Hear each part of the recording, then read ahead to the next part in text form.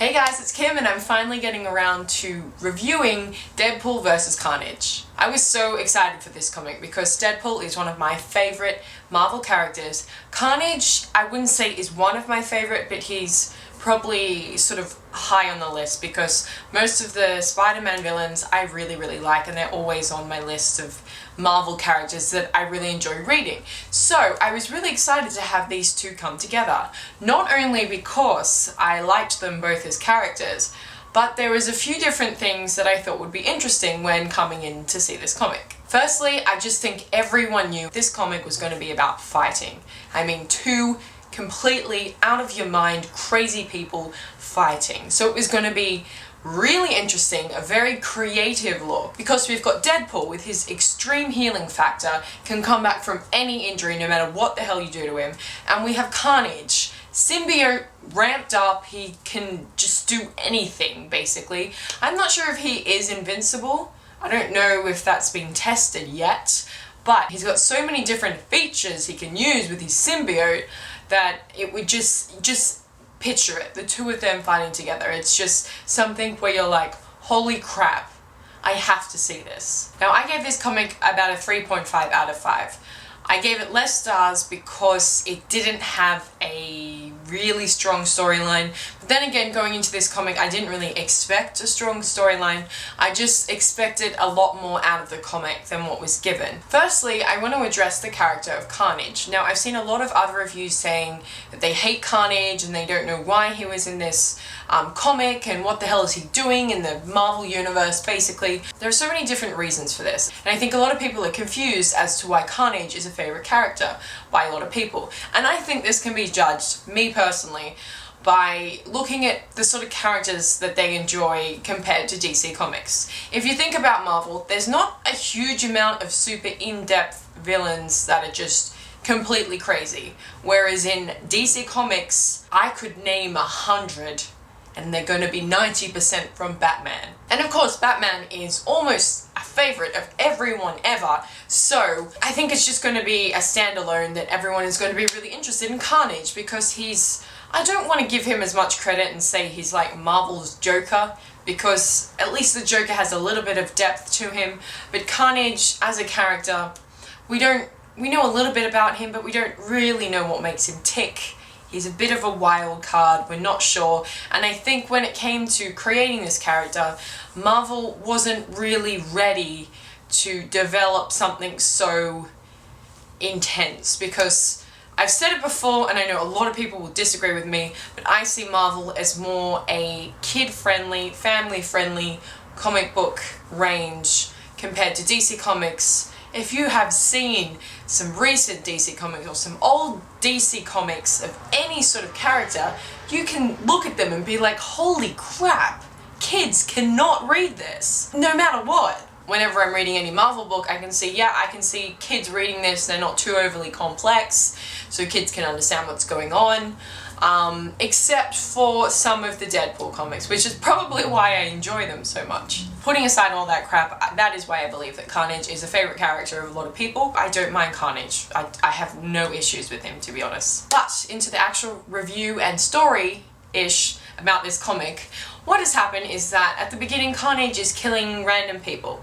Deadpool sees this on the TV and decides, yeah, I'm gonna deal with this, it's gonna be me.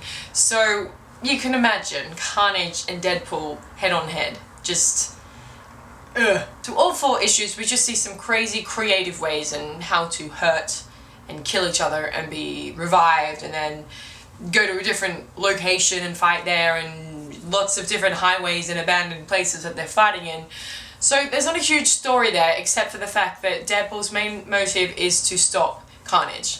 So a little way through this comic, we see Shriek come into this, and though I think she gives it feels like Marvel added her in to give a sort of depth to the character of Carnage, and if I'm being overly judging, I feel like they're trying to make her equivalent to Harley Quinn. So we've got the Joker and Harley, and then Carnage and Shriek. I mean, tell me you can't see that, right? I mean, that's all I see. So that I did not like. I thought it was a bit overdone and we didn't really need it. But of course we needed to add more characters to the story, so she sort of had to be around somehow. And I just felt it was a very, very flat, one-dimensional thing. Carnage is a character that you're like, what the freaking hell is he thinking? We have no idea. He's like completely insane. He has no reason for his insanity. He's just a mad ranger. He's just crazy. But why is he now involved with Shriek, and why does he give a shit about her? I don't really understand that, because he's so hell-bent on just killing random people. Why would he have a connection with someone? It just doesn't sound like it would be in his character. So I didn't really like that progression happening. I had no issues with Shriek being in the comic, but I don't feel like that connection, relationship that they were having was really well done at all, and I feel like it really did not have to be there. Anyway, Shriek appears, so then Deadpool is fighting Shriek and Carnage. We have a lot of interesting things happening. For example, we know that Carnage has the symbiote, so Deadpool decided to try use dubsteps to separate Carnage from the symbiote. In the very end, nothing really works, but what happens is Deadpool combines with another symbiote, or the same symbiote, I'm not sure, bit confusing, and now Deadpool has a symbiote. It's like the worst possible thing you can think of happening. The weirdest, most craziest person with a symbiote that's not Carnage. It's like, okay, cool. So apparently that's the only way that they could fight each other and then come to some sort of standstill. So in the end, Deadpool, spoiler, so basically Deadpool tricks Carnage into thinking Shriek is Deadpool, and then Carnage kills Shriek. He's upset about it. Again, a bit weird, because Carnage is Carnage, so why would he care? Whatever, moving on. And it wraps up at the end, and some crazy doctor guy is there, and things happen. That's kind of it. So as you can see, the story isn't really strong, but I still enjoyed it. It had one of my favourite characters in it, another character that I quite like. It was interesting to see how they would fight, and now that I've seen it, I'm like, okay, well, that answers my question. The main thing I liked about these comics were the cover pages. The cover art was amazing. It was like so different to what you'd see in the comic. The art was okay inside, like it was fine, but the covers were just amazingly done. So I definitely suggest picking this up if you're a Deadpool fan or a Carnage fan. It's a very interesting way that they fight with each other, so it's not something that you really want to miss. I did give it a 3.5 out of 5.